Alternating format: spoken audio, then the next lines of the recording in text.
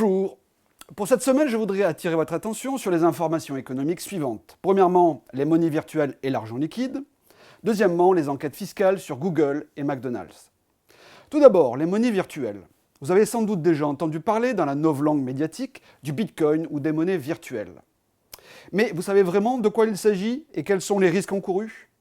Ce sujet peut vous paraître anecdotique en apparence, mais au contraire, il peut devenir à terme très sérieux au regard de la crise économique mondiale qui s'aggrave avec les menaces sur le système bancaire et sur les monnaies traditionnelles, dont l'euro.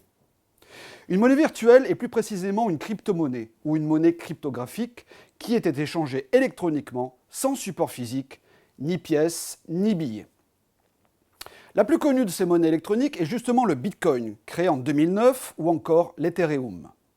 Il s'agit de monnaies alternatives et non officielles qui s'échangent entre deux personnes sans l'intervention d'un organisme de contrôle comme une banque et sans garantie d'une banque centrale ou d'un État.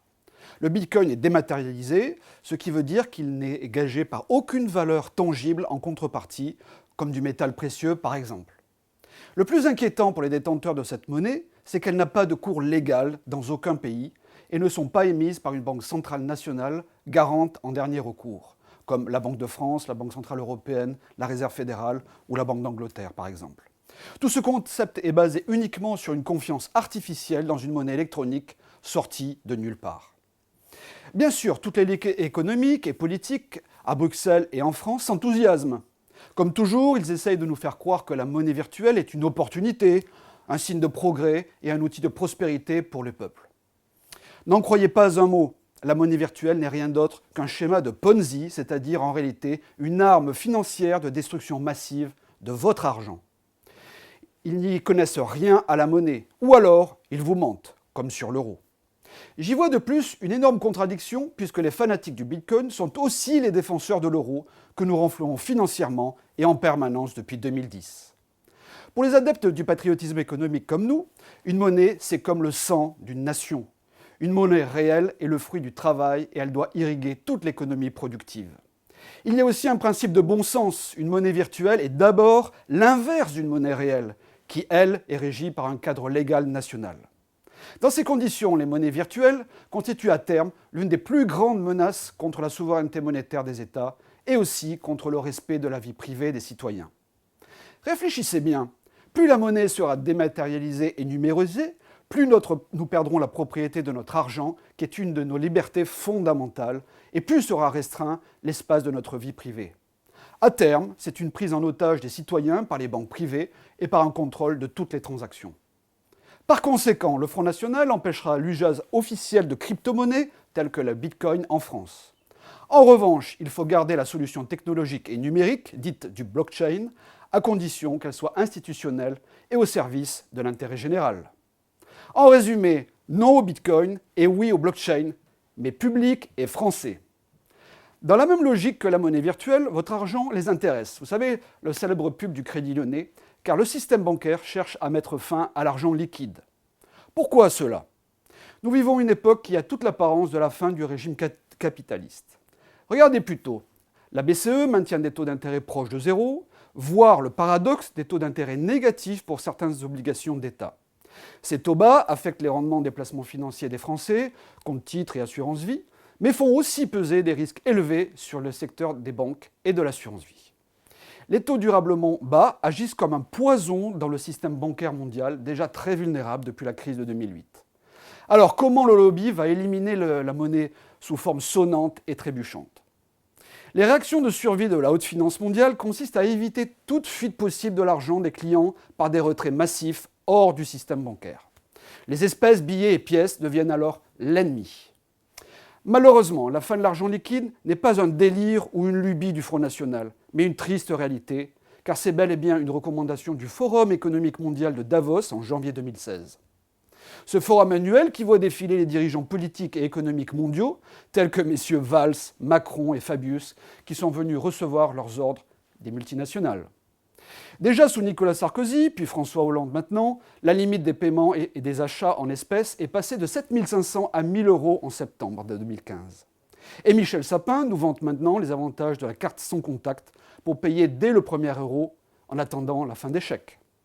Un monde sans argent liquide serait un moyen de contrôler tous les citoyens. Le traçage, ou plutôt le flicage des paiements, serait alors permanent.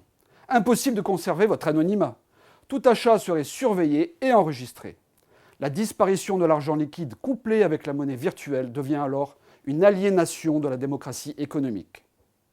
Au Front National, nous défendons l'existence d'une monnaie bien réelle au service des Français et de l'économie nationale. Second sujet, les contrôles fiscaux chez Google France, McDonald's et Booking.com. Le 18 mai dernier, surprise, une perquisition a été menée au siège français de McDonald's dans le cadre d'une enquête pour blanchiment et fraude fiscale. Deuxième bonne surprise, le 24 mai, opération de perquisition dans les bureaux de Google France pour les mêmes motifs. Le montant du redressement pourrait être d'1 milliard d'euros assorti de 600 millions d'euros de pénalités de retard et d'amendes. Dans le même temps, les autorités fiscales françaises réclament 356 millions d'euros à Booking.com, géant de la réservation hôtelière en ligne, pour ses activités de 2003 à 2012. Et l'enquête sur Amazon est toujours en cours. Quel sursaut d'activité surprenant! Tant mieux, il était temps. Cela faisait près de 20 ans que les grandes entreprises multinationales pratiquent l'évasion fiscale abusive dans notre pays à cause de la fin des frontières nationales. Selon un rapport sénatorial de 2012 sur l'incidence de l'évasion fiscale sur les finances publiques françaises, ces pratiques causeraient un manque à gagner fiscal annuel de 30 à 36 milliards d'euros en France, soit un demi-déficit annuel. Les pertes des uns font les profits des autres. Dans ces conditions, ne vous étonnez pas de payer tant d'impôts et de charges pour compenser. Ne soyons pas dupes. Si M. Sapin agit aussi vite, c'est sous la pression du FN au Parlement européen qui lui a réclamé depuis 18 mois déjà une campagne de contrôle et de redressement fiscaux des grandes entreprises numériques dont le sport favori est d'escamoter leurs impôts sociétés. Sans nul doute aussi que l'approche des élections et les caisses vides de l'État incitent les socialistes à bouger un peu.